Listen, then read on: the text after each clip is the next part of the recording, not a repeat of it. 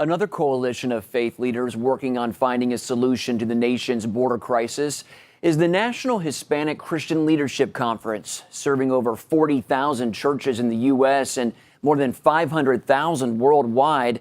The NHCLC is launching a campaign to keep unaccompanied minors from crossing the U.S.-Mexico border. Dr. Samuel Rodriguez, president of NHCLC, joins us now via Skype to talk more about these efforts. Dr. Rodriguez, many of your churches are ministering in the heart of this crisis, and yet you've decided on speaking some tough love to these parents. Tell us why. Underline the term love, please. Yes, it is tough love.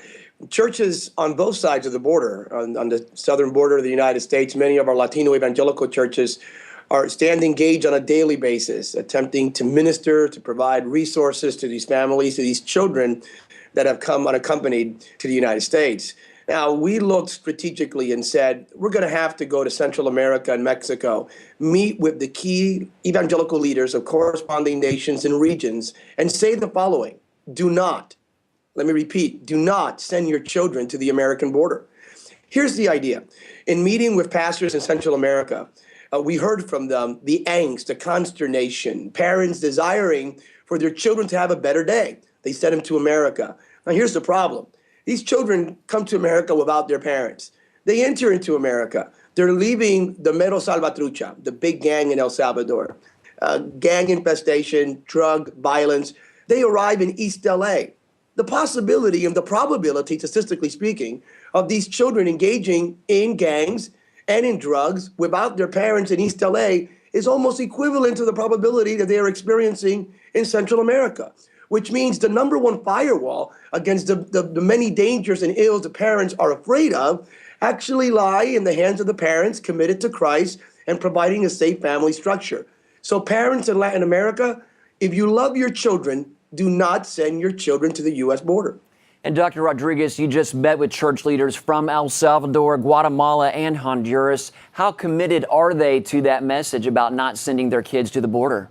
Yesterday, I actually wrapped up a meeting in Guadalajara, Mexico, over 2,000 leaders. I was preaching and ministering and spoke with their leadership about the situation at the border. And our executive director, Ricardo Luna, for Conela, had great conversations in San Salvador with the leaders of Central America. They are committed. We're launching a PSA campaign in El Salvador, Nicaragua, Honduras, and Guatemala, a strong public service campaign where pastors are speaking not only from their pulpits, saying, please do not send your children. It is wrong to send your children to the U.S. border by themselves. They may very well be exploited. The possibility of little girls being raped, children being sex trafficked. It is an amazing sort of threat or risk that you're taking by letting your children go up.